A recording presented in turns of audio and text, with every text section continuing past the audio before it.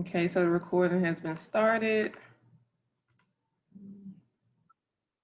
All right, so if anyone is not able to see my screen, if you would, let me know in the chat. I do ask that everyone please leave themselves muted throughout the webinar, just to help cut down on background noise. And if you all have any questions, again, just send me a message in the chat and I will answer your question as we are on that particular section. Otherwise, we will have a Q&A session at the end, and hopefully we can answer all questions at that point. I have a few people that's not muted. Please mute yourselves. Trying to go through the list now to make sure everybody's on mute.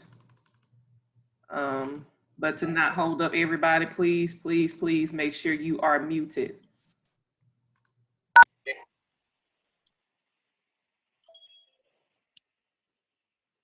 So good morning, everybody. For those of you who have not had an opportunity to meet myself, I am Alicia Chandler. I am the Assistant Vice President of Program Compliance for the Compliance Department at Mississippi Home Corporation. I've been with the corporation since 2017, I believe.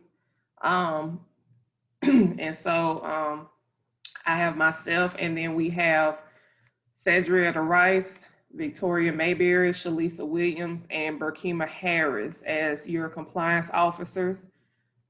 Here is a layout of the state of Mississippi, as well as each officer that is assigned to that particular section of the state. So I do ask that if you have questions that are related to your development, that you please forward those questions to your compliance officer and not myself, as they are going to be more familiar with what is going on with your development than I would be. And I would also have to follow up with them on the back end to be able to address or answer your question, as I do not have day-to-day access or work with your development on a day-to-day basis. So I please ask that you do refer all of your questions, comments, or concerns to your compliance officer, depending on the area of the state that you're located in. And if for some reason you're not able to get a response from them, then by all means, please reach out to myself. So for those of you that are more seasoned, there have not been any changes with the reporting or reporting requirements for the DFAR report. The only change that we had occurred from last year to this year is the due date, but outside of that, everything else remained the same. So for the agenda, we are going to go over the reporting guidelines, the forms. I will do a brief demonstration online using a dummy property.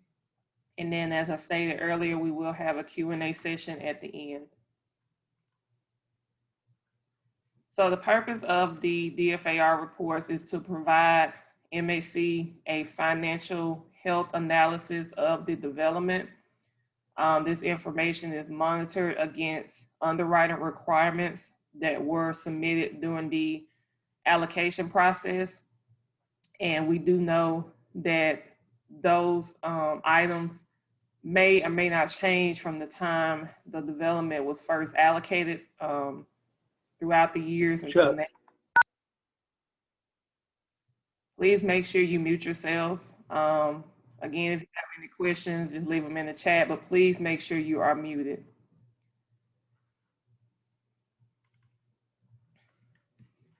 So let's talk about who should actually submit a report. All properties, with the exception of those that did not obtain their permanent financing by December 31st of the certification year, which would be December 31st, 2020. If the development, active development, did not convert their financing to permanent financing by December 31st, they do not have to submit a report for the reporting year 2020. Also, Those developments that are in the extended use period, beginning with 1990 through 1998, they do not have to submit a DFAR report. So those are the only two instances where a development would not have to submit a report for 2020.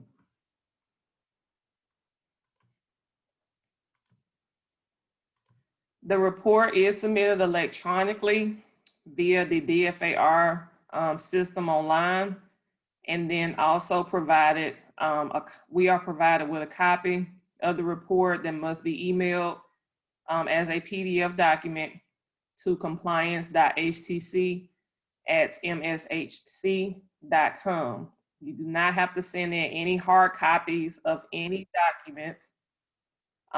So the Part D that's signed by the owner, again, you do not have to send in any hard copies of anything related to the DFAR report.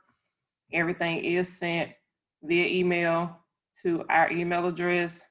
We ask that you only send one PDF per development, and do not include them all on one email.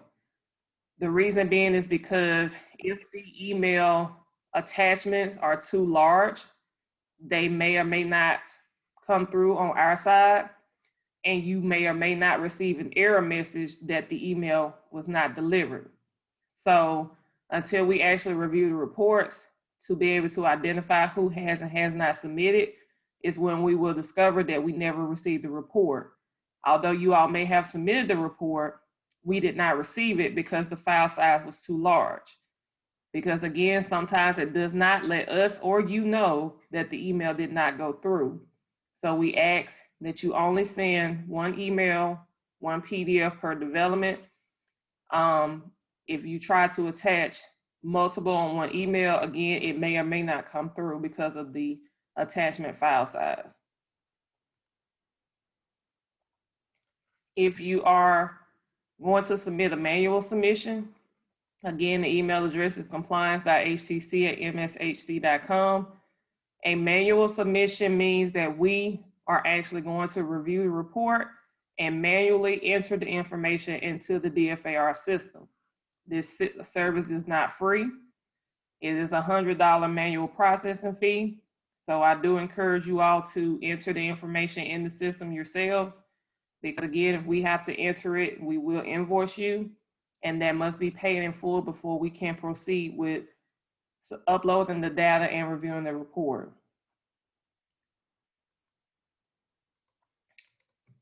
The deadline for the DFAR report is September the 2nd, 2021.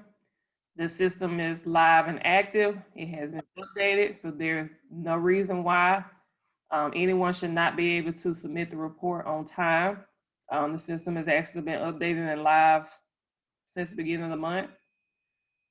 It is a $100 per day late fee. This late fee does not include weekends or holidays, but it does include business days. And it is $100 per day until the report is submitted in the system and received via email.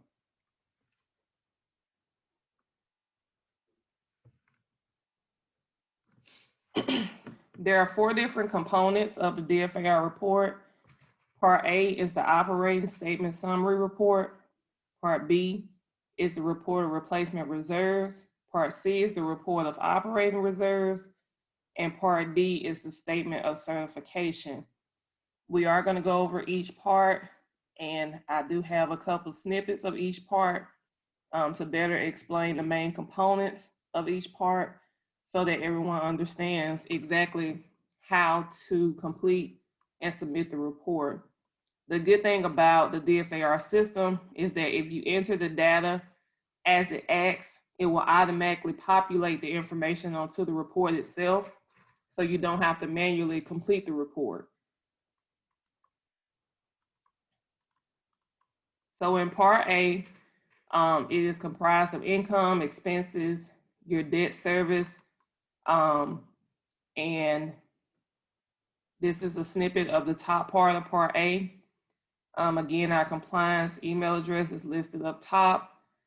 This is an old snippet, so the submission deadline date has been updated to September 2nd, so do not pay this date any attention. Here's a snippet of the middle section. Again, the recording will be put on the website, so you can go back and watch and take notes. So you don't have to necessarily write everything down now. As I stated before, it is being recorded and will be uploaded to our website, and you can watch it again at your own pace. Here is a snippet of the middle section of Part A. Again, it is comprised of every operating expense that is associated with the development. Okay. And all of this information is going to be entered again in the system. And once it's entered in the DFAR system, it will automatically populate these sections here, as well as calculate for you all of the data.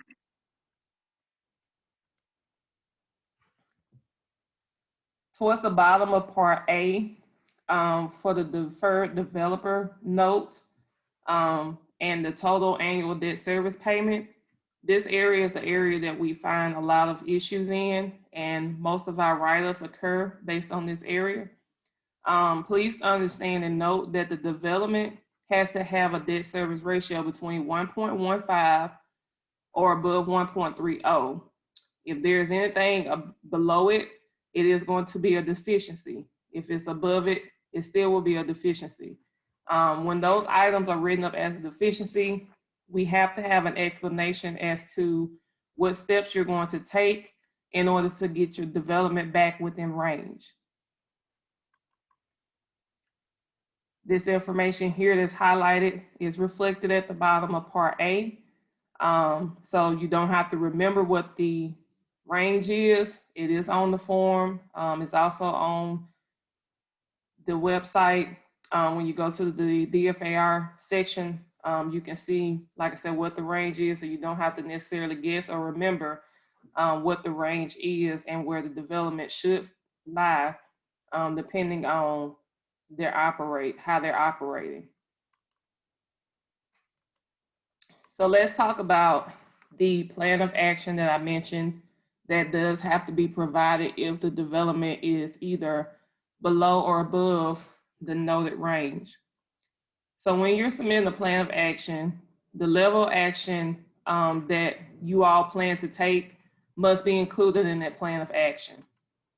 You also must indicate your goals and objectives as far as how you're going to get the property back in line, specific activities and actions, monitoring and evaluation methods, and your current financial status and any improvements since the end of the certification period, which is 2020, has to be included in that plan of action.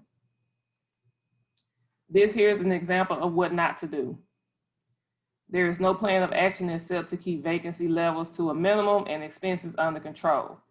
This does not tell us what the issue is, how you plan to fix it, what steps have you taken to correct it, what steps are you going to take to make sure it stays within range moving forward, things of that nature. This right here does not give us any idea as far as what steps you're taking. It's just letting us know that you all have an issue with vacancies and you plan to keep expenses under control. How do you plan to keep the expenses under control? How do you plan to increase your vacancy rate?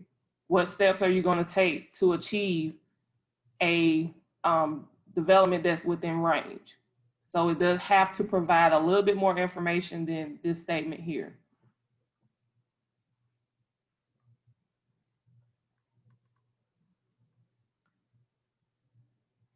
Section B is the replacement reserves. Replacement reserves are reserves that are used for capital improvements, systematic replacements, withdrawals. If you do a withdrawal, your development, if it's 24 units or less, has to be at least 5,000. If it's more than 24 units, it has to be at least 10,000 when you make the withdrawal.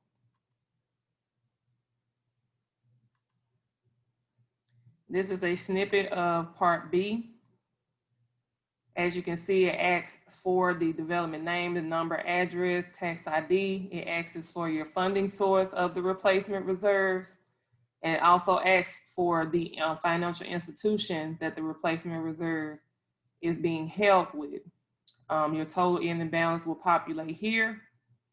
And again, as I stated earlier, if you enter the data in our system, this information will populate for you on the form itself, so you do not have to manually fill this out.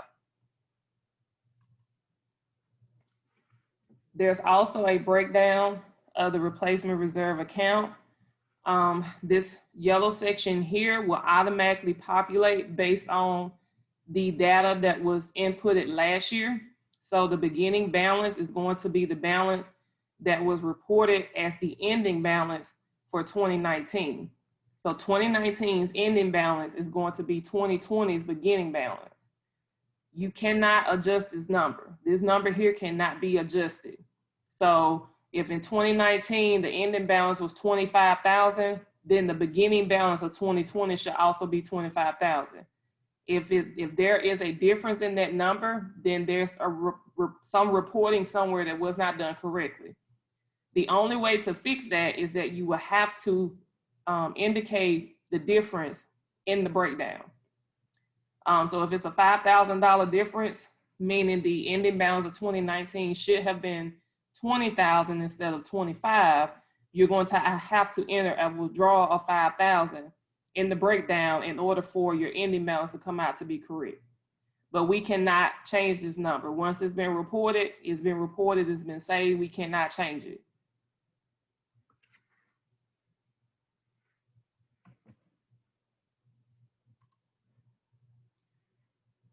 And if you have a reason, like in the example I just stated, then please provide an explanation as to what occurred and why there was a difference in the ending balance of the prior year and the beginning balance of the current year.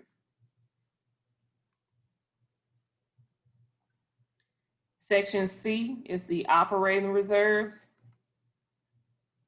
These reserves are used to protect against inadequate cash flows. It does have to be 6 months of the first year's operating expenses, and is only for those developments allocated prior to 2009. I'm sorry, the developments allocated prior to 2009, this does not apply to them. So it's for all developments that were allocated after 2009 that has to have an operating reserve.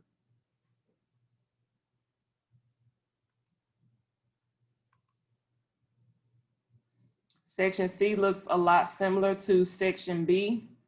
Again, you'll enter the information, the financial institution, and the balances. Same concept as Section B. The beginning balance is going to be the ending balance from 2019, which is going to be the beginning balance of 2020.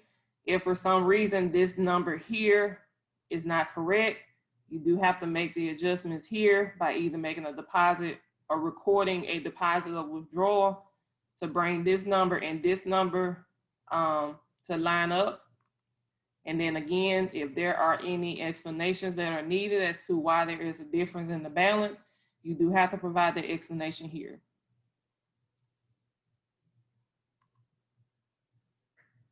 Part C is the statement of certification. Part D is the statement of certification. On Part D, you do have to list the primary lender's information. This is also the owner's certification of accuracy. So the owner or authorized representative that we have on file does have to sign off on Part D, acknowledging that the information that is being reported is true and correct.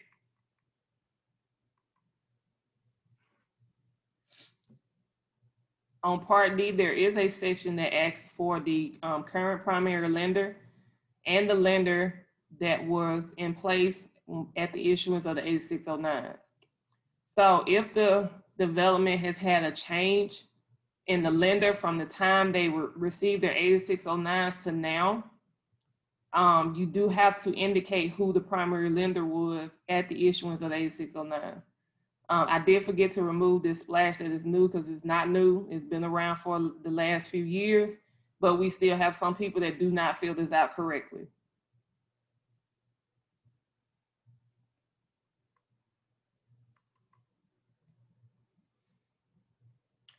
There's a section here for the owner to sign.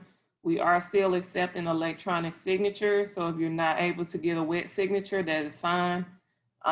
We are still allowing the notary to not be required as long as we can identify the signature as being one that is of an authorized agent. If we are unable to identify the signature as being one of an authorized agent, we will write it up. If anyone signs that we do not have on file as being an authorized signature, we will write it up.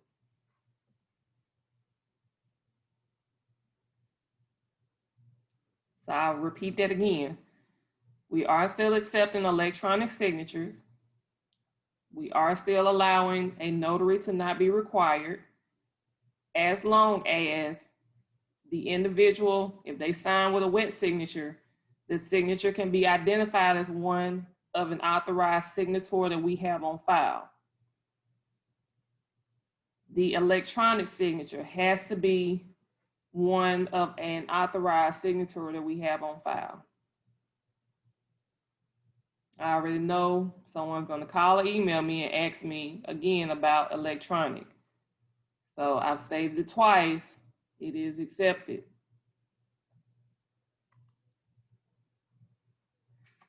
Anyone that is reporting for the first time must attach a copy of the permanent loan closing documents and promissory note. The documents must include the loan closing date, along with the name of the lender. The note amount must also be included as well as the terms of the loan. So please make sure that if you are a first-time reporter, that you do submit these documents with your report. If they're not submitted, we will write it up as a deficiency. And in those documents, these items must be listed and or identifiable in the provided documents. It also must include the first payment date.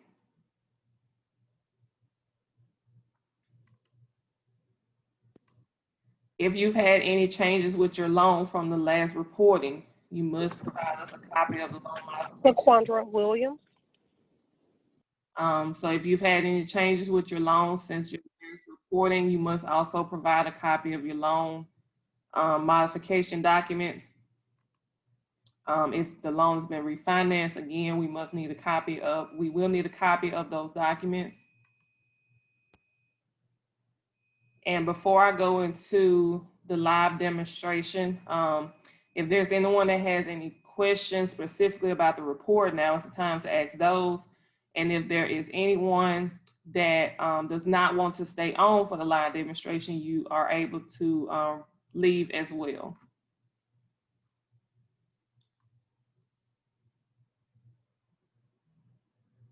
So I will open the chat here for just a second. I'm going to stop my share to get the screen up. But does anyone have any questions on any of the parts of the report before I go into the live demonstration?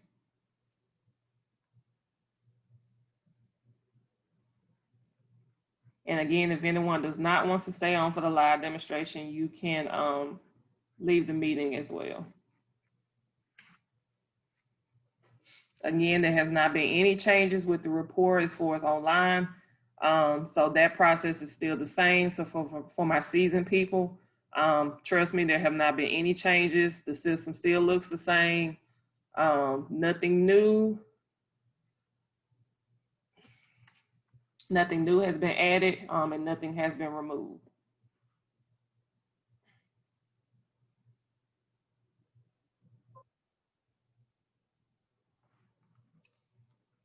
Okay, so I'm going to start back sharing to show you how to get to the site from our website.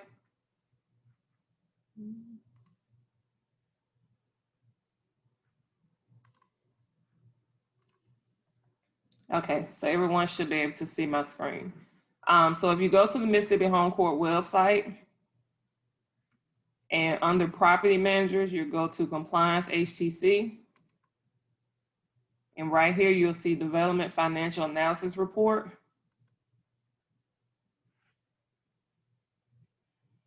And it'll take you straight to the login. If this is your first time and once you receive your login information, the username is always going to have the letter dash and then the tax ID number for the management company, not the tax ID number for the development. It's tax ID number for the management company. I have a lot of people that try to log in and they say, oh, the tax ID is not correct. Well, no, it's not going to be correct because you're not using the correct one. It is the tax ID number for the management company, not the tax ID number for the development specifically. So once you log in, this will be the home page. And to start the process, you're going to click on data entry. Once you click on data entry, if the developments that are assigned to your management company are properly set up, then you will see a list of all the developments that you all have access to. If there are any developments that you do not see in this list or in your list, please email us as soon as possible so that we could check to make sure that you have access. Now, we do have some companies that have changed management towards the end of 2020 and possibly parts of 2021. You would need to get with the prior management company to determine who is actually going to submit the report. If the prior management company is going to submit the report, we do not need to change it in the system because they will not have access to it. So once the report has been updated and submitted, then at that time you can email us to request it be changed. But if we change it prior to, then they will not have access to be able to enter the report.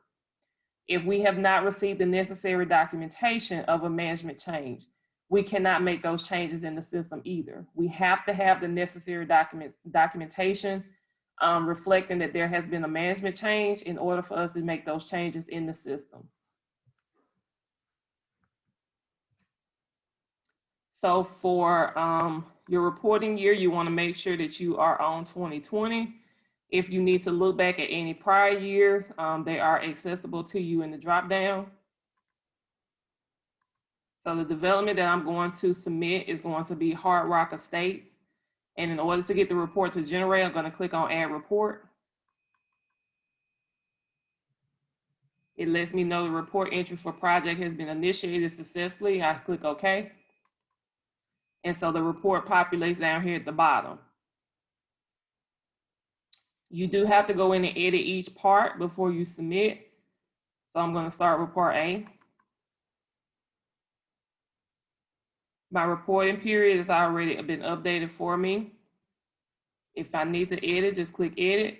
You can change your date, hit update. That locks it in. Effective gross income.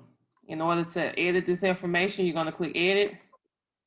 And then you're going to enter the data. These are fictitious numbers that I'm using.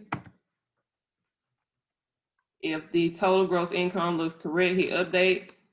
That locks it in. So now I'm going to enter the operating expenses. Again, click edit. And then go in and enter each of the operating expenses for the development. Again, I'm just making up fictitious numbers. But as you can see, as I enter the number, it automatically totals here. So I'm going to keep going.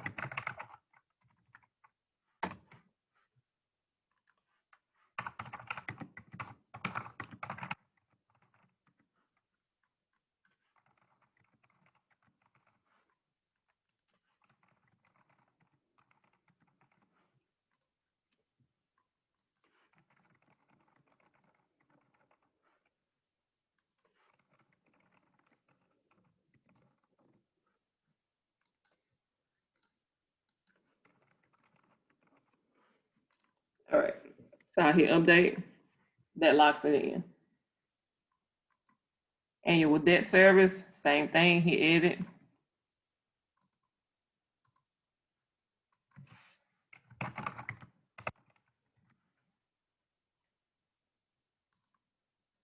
Okay, so as you can see, it tells you right here that whether or not you're in range. Again, it also reiterates it here what the range is. So you do not have to try to remember the range, but it lets you know here based on what you entered, whether or not you're in range. And as you can see, I'm not. So I'm going to have to provide a plan of action. This box here is where you're going to enter in the plan of action information. And I would just say something simple as development suffered major vacancies in 2020 due to COVID-19. Management has been diligent to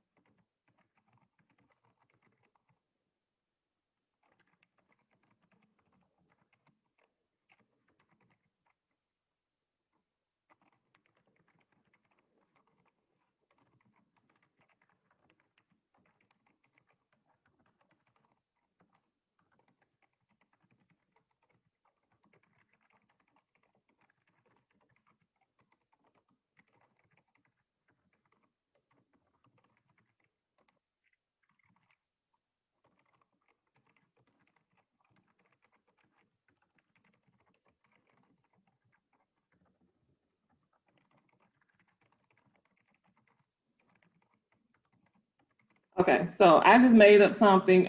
Like I said, be more specific as it relates to the development itself. But as you can see, I have identified what the problem was. I've identified the steps that management has taken to try to resolve the problem. Went into more details on exactly what was done. And then towards the end, you would provide what you think will happen, what your hopes are going to be, in order for the development to be back within range. But like I said, it's just something I threw out there as an example. But once you get everything typed up, you're going to hit update, and that locks it in. And now part A is complete. If you want to preview part A, just click on preview.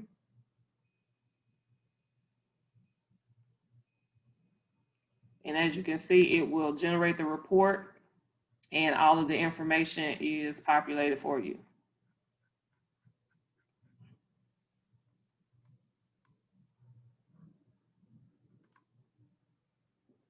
Okay, now to move on to part B, you just simply click part B up top, and that takes you to part B.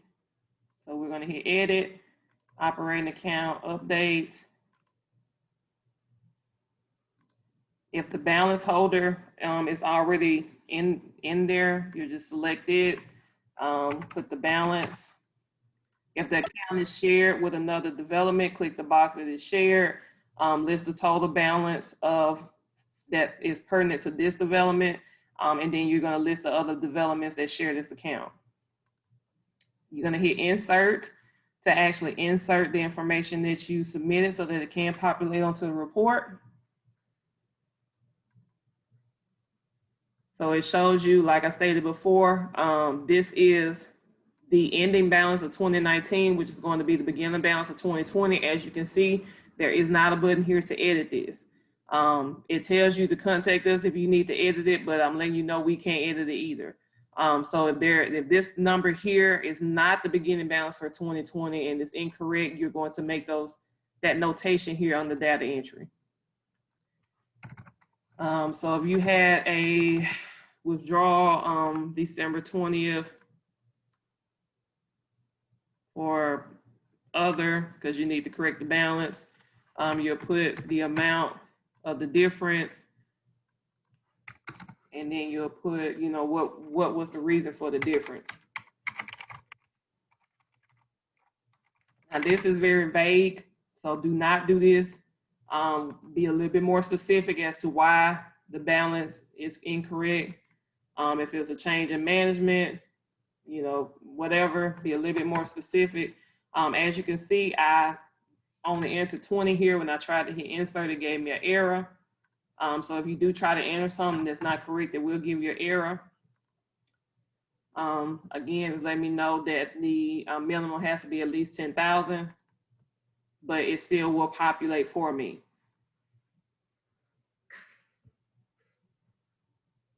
So part B is correct. Again, if you want to preview it, just click preview. It'll populate for you down here. And here's your report. Already populated for you. Okay, so we're moving on to part C. Part C is exactly like part B as far as the data entry.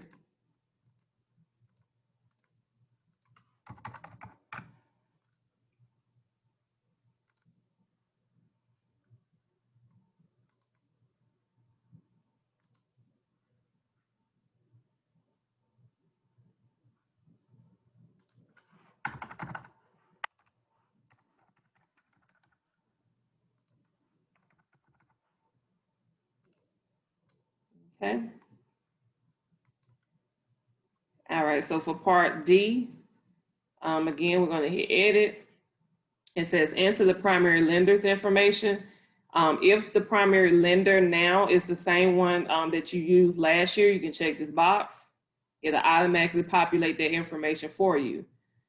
We do notice a lot of differences in this information here. 1 year you may have said 2017. This year you're saying 2019. So to avoid any errors, again, if it's the same information that was in place last year, check that box, it'll populate for you. It asks here, is the current loan different from the loan at the time of the 8609s? This is a 15 development, so this was, first payment was in 2019. Maybe a different lender. If it is, check this box and enter in the information for the primary lender at the issuance of the 8609s. If it is the same lender, you do not have to enter this information, but if it is a different lender, you do have to provide the information for the lender at the issuance of the 8609. Gonna hit update. If you're RD finance only, you would fill this section out. And then if you are preparing this report for the owner, you're going to fill this section out. And even if you aren't preparing it for the owner, still the owner information has to be filled out here.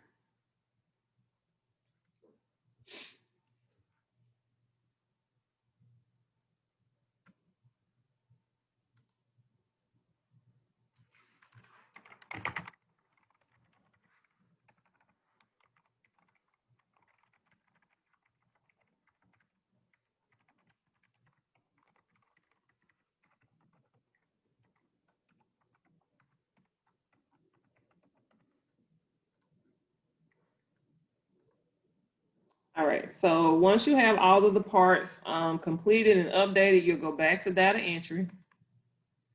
And so the development that we just worked on is here, and then I'm going to hit submit. So again, if there are any errors, it's going to let you know. So it says the replacement reserve account, the balance holding by financial institutions is not equal to the account balance. That's part B. Part C, operating, the balance holding by financial institution is not equal to the account balance. So it tells you cannot submit this report until you fix the errors. So if you get this message, that means that there's something that you enter incorrectly. It's going to tell you exactly what you enter incorrectly on which part. And once you fix those parts, then it will allow you to submit. You do not have to contact us when you get this error. Follow the instructions, make the changes, and then it will allow you to submit it.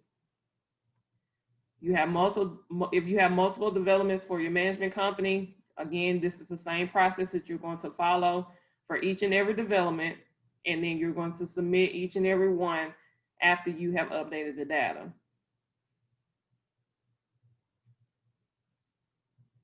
So I'm going to stop. Well, I'll keep sharing. Does anybody have any questions before we end the webinar?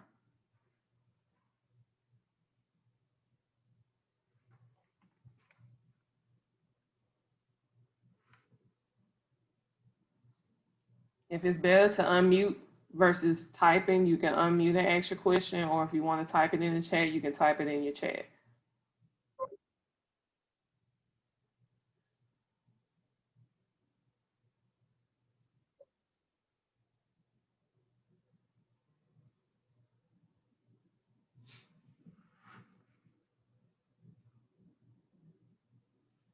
No questions?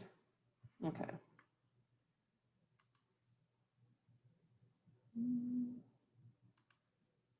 My chat box is somewhere. Let me try to find it.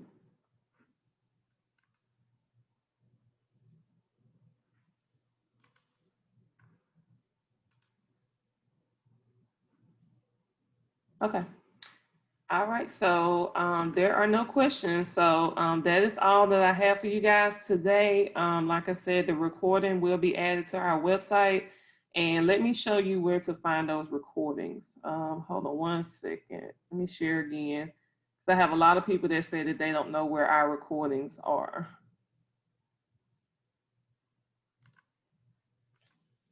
Okay, so when you're at our website, you're going to go to Property Managers Compliance HTC. And right here, you'll see compliance training videos. Okay, so you'll just click on this link, and any videos that we have recorded, this is where they're going to be. Now, it's not going to list every single video that I've ever done or my staff has ever done, but only the ones that were done pretty recent. But this is where if we say we're going to record a video and upload it, this is where they're going to be. So Property Managers, Compliance HTC, Compliance Training Videos. It'll be right here. Again, to access the DFAR report, you'll click here. If you want to obtain the DFAR forms, they are here where all the forms and resources are. So they're here. There's a DFAR instructions. There's an electronic submission quick reference guide, an Excel of the report. So that's where that will be. So anything related to compliance for LIHTC is always going to be Property Managers Compliance HTC. Any bulletins that we've sent out via email, they will fall under the program bulletin section. Here are all the contacts over here to the left. My contact information is here. Upcoming events is here. So we had the training today. Next week we have the HTC 101. We have it again in August, in September, in November. And I want to say that's the last one. Yeah, that's the last one. So all of the trainings for the year have been updated. The reporting, quarterly reports, that's been updated on the calendar. So yep, that's pretty much it. Alrighty, so if you all don't have any further questions, thank you all so much for attending, and just be on the lookout for the recording later this week. Thank you.